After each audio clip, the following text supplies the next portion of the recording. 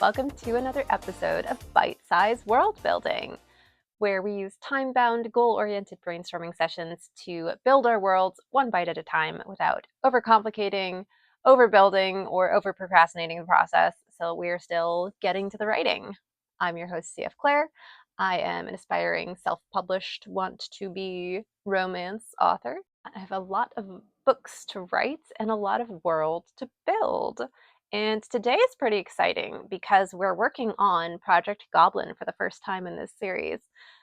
Up till now, we've been working on Project Demon. If you're interested, you can check out some of the previous episodes of Bite-Size World Building. But I finished the writing goal for that project, and so it's actually on a bit of a rest, and I'm coming back to my main project, which is Project Goblin, book one in this interconnected standalone rom-com romantasy series that I'm doing. And it has nothing to do with goblins, really. I do wish I could go back in time and name it Project Dragon from the start, but I haven't, and it's a little too confusing to change the name at this point. But essentially, it is a romance between a fae and a dragon shifter. And at the moment, we have a full first draft. It's like 90,000 words. And I have fixed and second drafted the first quarter of the book. And we're doing some world building now because the entire second half of the book is basically floating in vibes, which really didn't work for some plot stuff that I need to happen.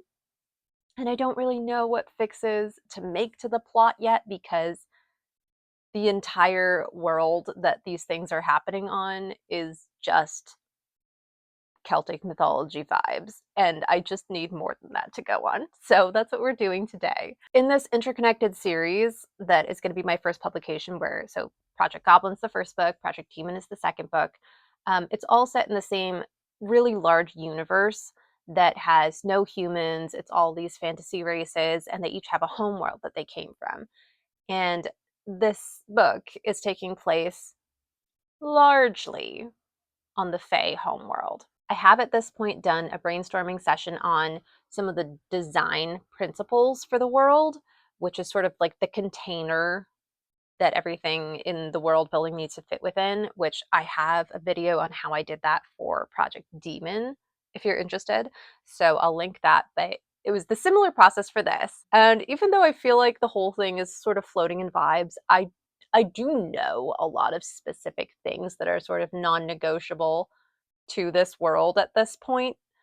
I just haven't organized them in a way that makes logical sense for then some decision trees to happen, as in, I wanted it to be like this, therefore, this should happen, and this should happen, and this can't happen. So that's sort of the situation. And one of the design principles that I know for this world is that I want there to have been Irish gods in this world. And I'm saying gods because I don't know I kind of sort of want them to be a race, a fantasy race that was just like very powerful. I don't necessarily like gods as their categorization. So, quotation marks. That there had been 8 of these Irish gods, and they're no longer with us. In a way, but they have left behind both gifts and curses, again quotation marks. And today what I want to do is I want to have 10 reasons or ways that those gods may have died, as well as 10 curses that they left behind in their departure.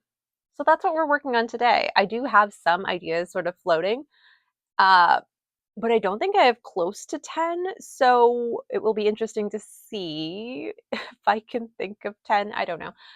But we're going to try to do that in 45 minutes. So 10 ways that gods died. Could be that they were killed on purpose. If that was the case, then that would beg the question, by who, and are those people or that person still around, or possibly if it was like a natural effects, natural causes. I don't know. Climate change killed the god. I don't even know. I don't know what that means. So it could be killed on purpose. Could be they just got old enough to die. I don't know. Old age. Could have been an accident somehow. I don't know how you accidentally kill gods, multiple gods, but I don't know, crazy accident. Oh, okay. I think this is what I was searching for before. Maybe it was like a natural disaster or like a magical disaster. I'm going to put those as two separate things. One of the things that was another design principle that I came up with for this world is that the landscape is just super magical, just really crazy, weird, magical. Sacrifice? They could have sacrificed themselves somehow. I don't know. I mean, that would beg the question, to who or to what end? And did it work? Like on whose behalf? And just what circumstances would that mean? Another, I sort of hesitate to put this on the list because I don't want this to be the reason, but in the interest of just like every reason I could think of, they could have had the classic thing of gotten their power from the faith and belief of people. And so, if over time people stop believing in them, then they lose power and then they die. So, that's a possibility. Death by obscurity or changing beliefs. I do think that the gods are very much still like around in the cultural awareness. Maybe because of the curses or effects caused by it, but who knows, anyways. One of the elements of magic in this world is the magic of names, the magic of words. So it's possible that they died because maybe someone or multiple someones found out their true names. I actually think that's one of the strongest options right now because it doesn't that just feel so fairy tale that gods lost their power because they lost their names and now no one knows what their names were, and so there's no way for them to get their power back. Because I sort of like the idea that the gods are like, okay, this is gonna sound funny, but you know, the water cycle. Stay with me. I sort of feel like maybe the gods kind of have their own god cycle, like the water cycle, where it's like sometimes they're mist and sometimes they're precipitation, just the different forms. And so, like, at the moment, they lost their names, and so they're now in a different part of the water cycle, god cycle, because I do want one branch of people to be able to commune sort of with the gods. Talk about a lot of quotation marks, where they can sort of get ideas, inklings of a god's power or blessing or disfavor of something. And okay, imagine that a god turned into mist. And so they're just spread out all these places. And some people in this world have a sort of a more of a doorway to tapping into, okay, this is the energy of this god. And so let me ask my favor or try to get insight on something. And then that mist of a god can give some information. So, anyways, it all goes back to, I think that this loss of their true names thing works pretty fun. But then, of course, it's like, okay, how did they lose their true names? What were their true names? Why would no one know what they are anymore? And that sort of thing. But we do need two more possibilities. Could be that they just abandoned the world, that they're actually fine, they're just not there anymore, or they're choosing to ignore people. I don't love it. I don't know if that comes across in my tone, but it's a possibility. Could be that they expended too much energy somehow, which kind of goes with the sacrifice vibe. Hmm. I mean, I don't know. I mean, maybe that they got a curse as well. So we'll put that as our last one. So this is what we have so far. They may have been killed, may have died from old age, an accident, natural disaster, magical disaster, sacrifice, obscurity or changing beliefs, loss of their true names, just uh, pure abandonment, I don't know, or a curse. But the real thing we need to figure out is what are 10 possibilities for curses or just effects. So, like curses that the gods may have left behind on people, or just effects of the fact that they are not there anymore. Because that is really going to help me figure out some stuff I need to figure out. So, the number one thing is that this whole universe that I'm writing in, not just this world, but the whole universe, fated mates are a thing. And there's a certain way that people find out that they have met their fated mate.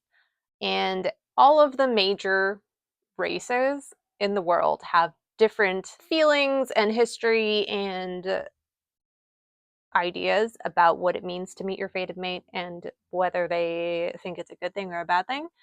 And Fae think it's a bad thing.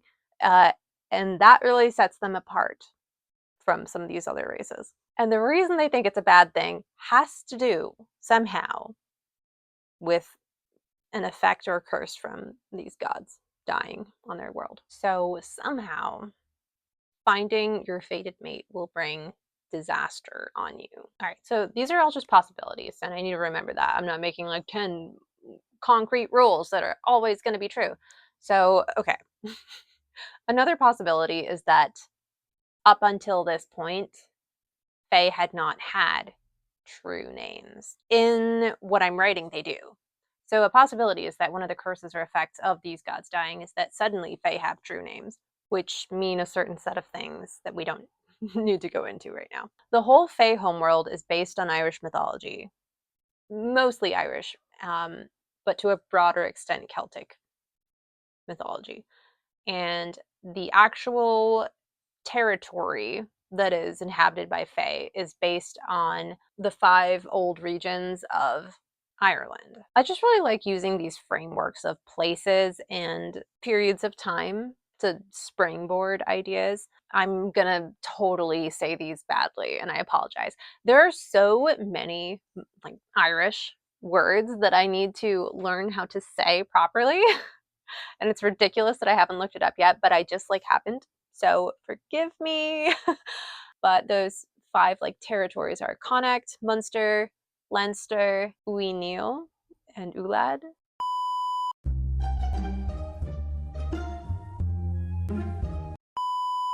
So we have that going on. But we also have the Tuatha De Danann, who live in a separate location that's based off a separate geographical place, as well as sort of the Isle of Man in there that's a different location within this world. So, anyways, we have kind of like some islands, very large-ish islands. Within the Ireland island, there are a lot of rivers that sort of dissect these territories. And one of the gods that I'm basing the homeworld off of was a goddess of rivers. And so one of the effects that I like from her not being around anymore is that for some reason rivers are now intraversable. And so people can't get from one section of land to another if there's a river between, no matter how wide or how deep or how shallow or how narrow, for whatever reason. So we're going to put rivers are intraversable. There are other ways of moving around. Possibly the rivers are also poisonous or something like that. Another possible thing is that, like in this Fae, I know that I don't want Fae to be able to lie. They physically cannot lie. And it's possible that's a curse or effect of these gods dying. I know that I want to have sort of some magical phenomena in the natural world. And it's possible that's a cause or a curse or effect of these gods dying. Got about 10 more minutes, and I'm hoping to think of 4 more curses or effects. I think there may be sections of land that are cursed, for lack of a better word.